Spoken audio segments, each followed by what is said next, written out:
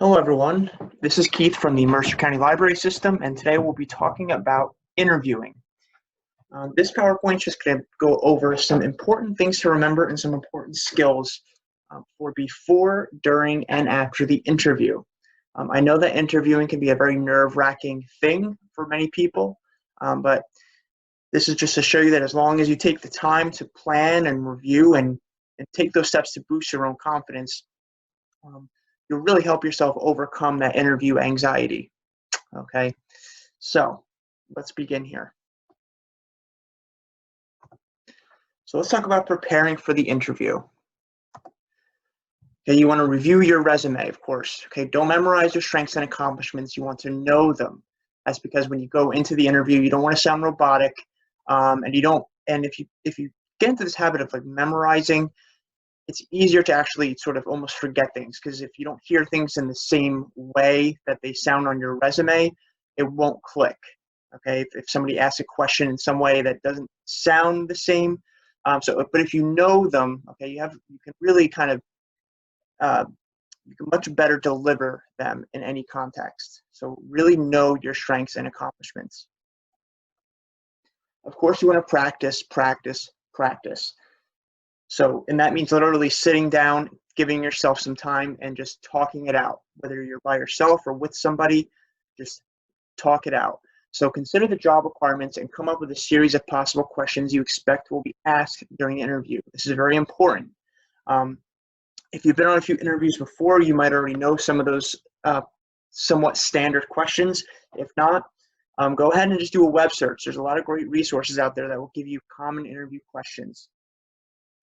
So again, just look at the job requirements and just ask yourself, if you were an interviewer, what would you be asking? Okay, and then just use those questions as guideposts for yourself and then come up with answers for those.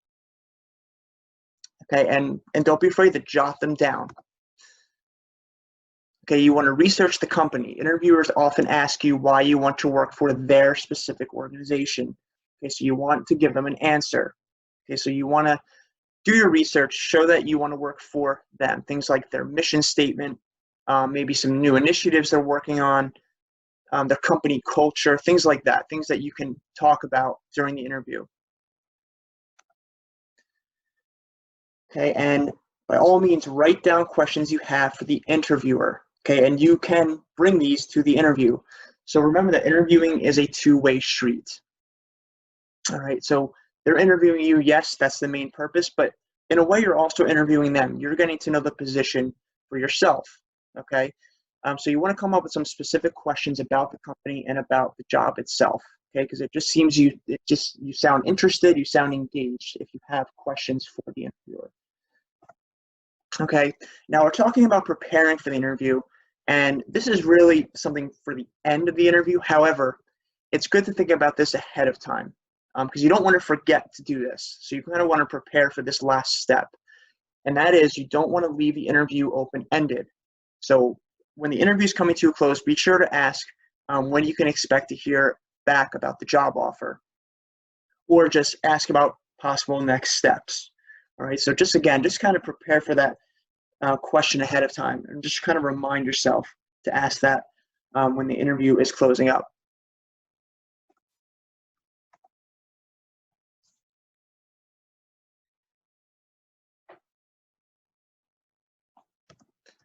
Okay, now in terms of making a good impression, okay, so these are things to sort of think about before and even during the interview.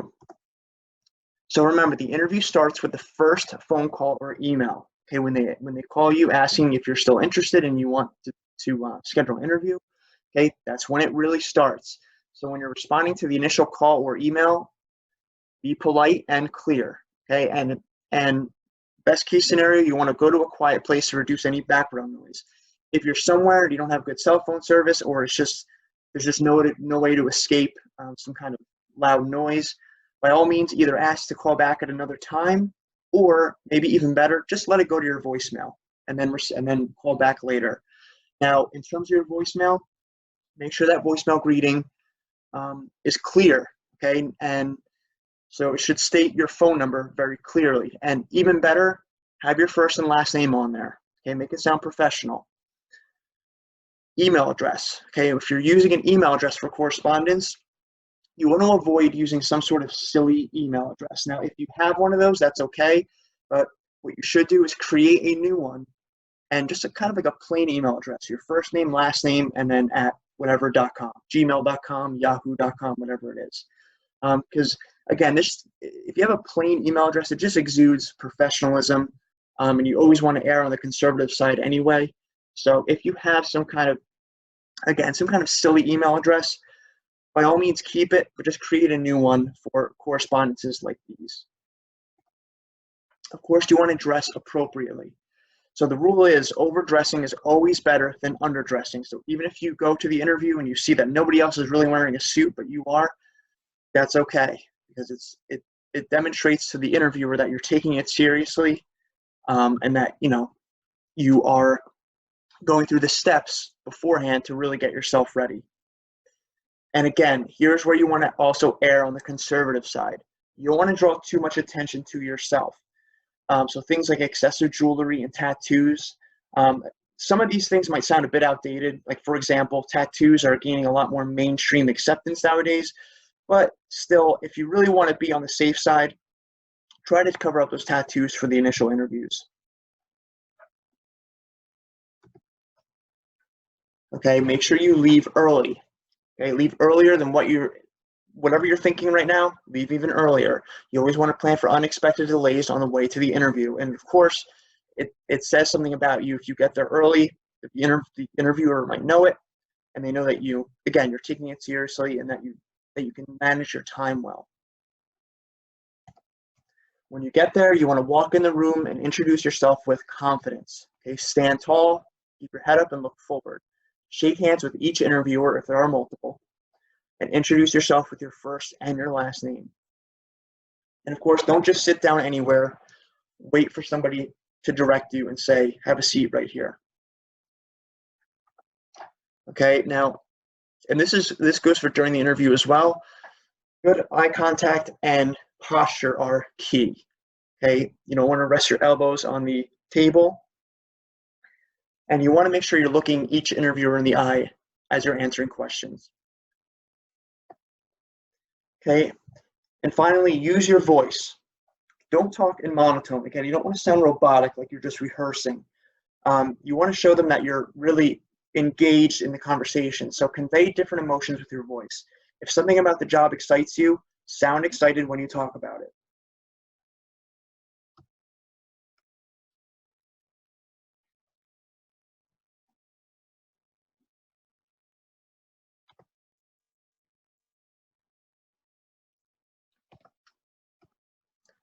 Okay, now during the interview, make sure you bring copies of your resume.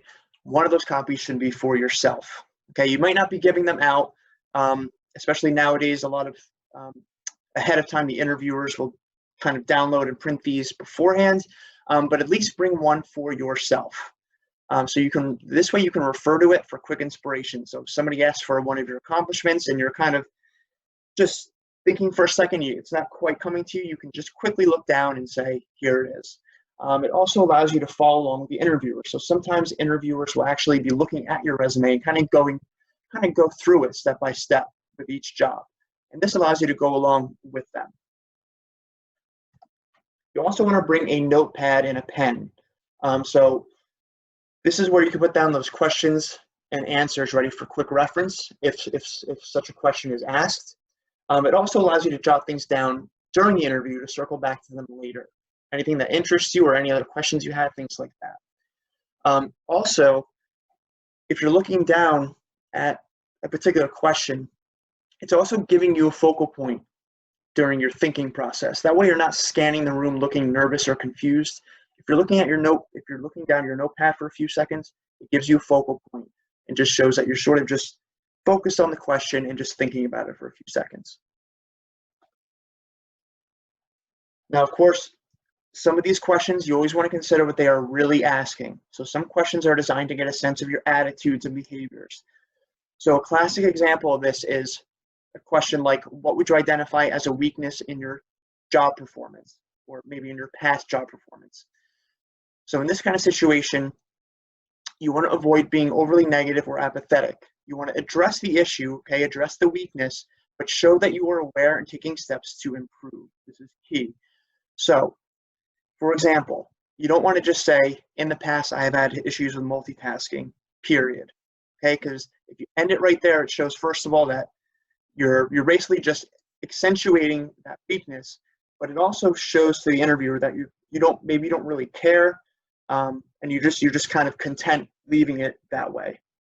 So a better response would be, in the past, I have had issues with multitasking, but recently I've been working to improve in this area by planning better ahead of time and by asking for help when necessary. So now you're shifting the focus away from the weakness, and you're shifting it towards a positive, okay, something that you are actively doing. And also it demonstrates to the interviewer that you take these things seriously and that you yourself are taking steps to improve. Now, sometimes, and this does happen, you're just plain stumped. Okay, someone asks a question you weren't quite anticipating, and you just can't come up with an answer right away. So if this happens, you have a couple options here. Don't be afraid to ask for a few moments while you think about the question.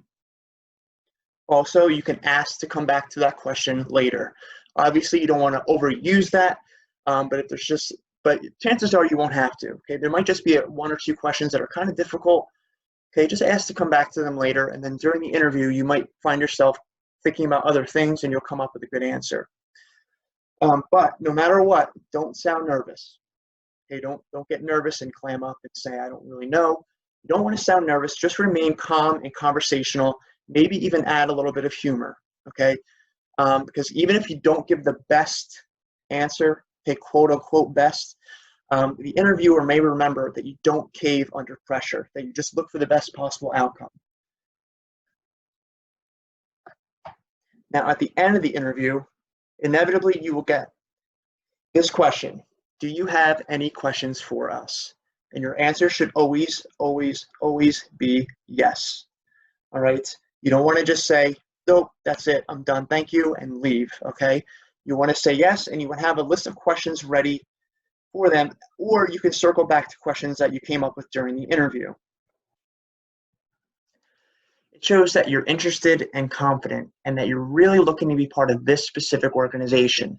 Okay, so if you don't ask any questions and you just leave it kind of open-ended, it might convey that you're looking for any job and you're just looking to get a paycheck and so on and so forth, and that you're not really looking to work for them. So you just want to ask those questions to show that you really care about this particular organization. And as I said before, you always want to ask about next steps and or when you should expect to hear back. You always want to get that time frame. And of course, you're going to do one more round of handshakes.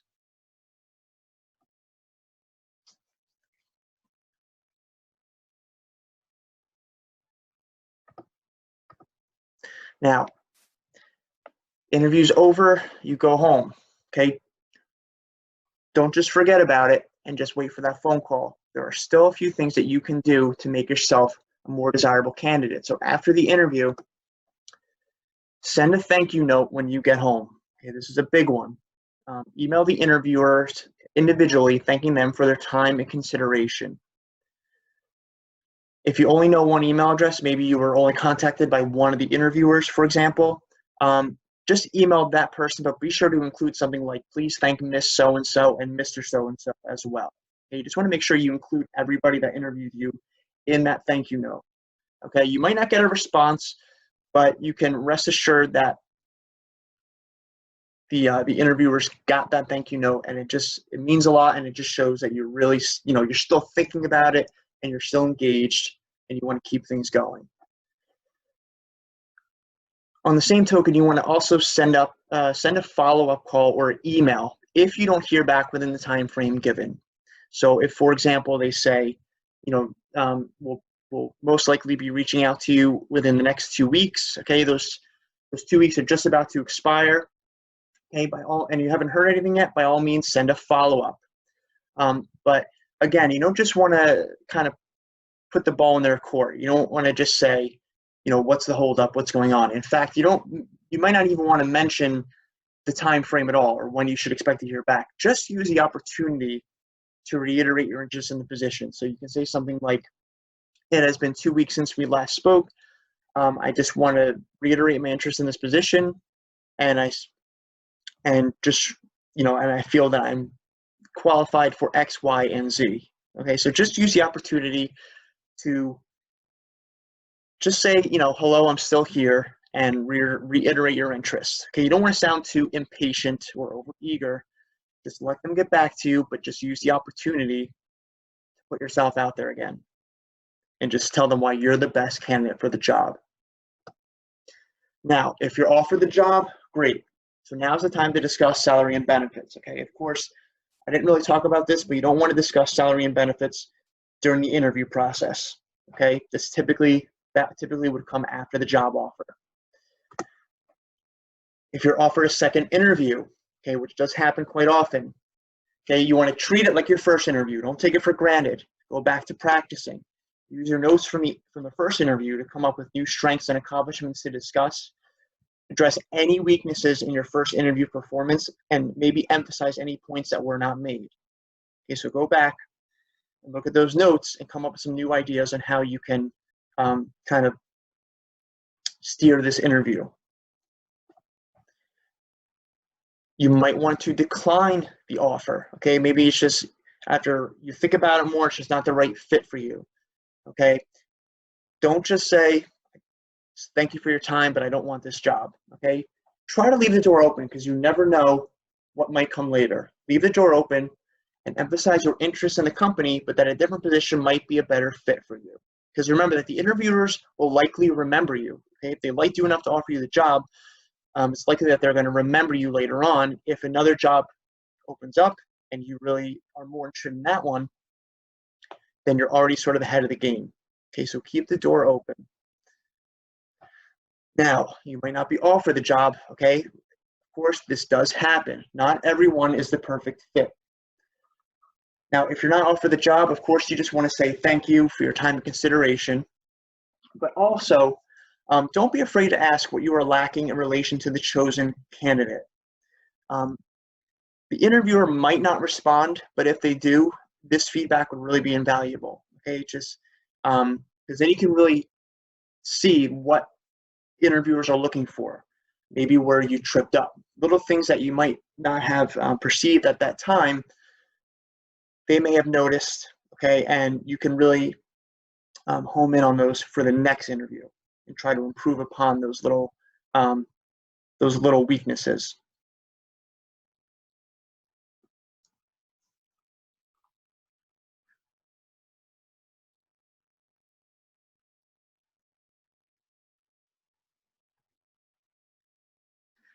Okay, so here are just some additional resources from our library databases in terms of interviewing skills. I've gone over these before in the cover letter and resume videos, but I'll just leave this up for a second here so you can review these. Again, the two big ones that we offer are Ferguson's Career Guidance Center and Job and Career Accelerator. And again,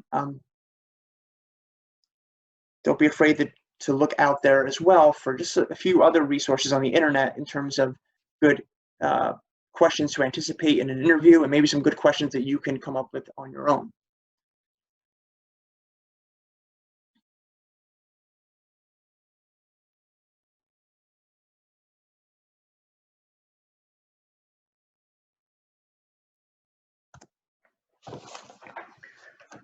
So I hope this video gave you some valuable insight into the interviewing process, and more importantly, good luck with your next job interview. Take care.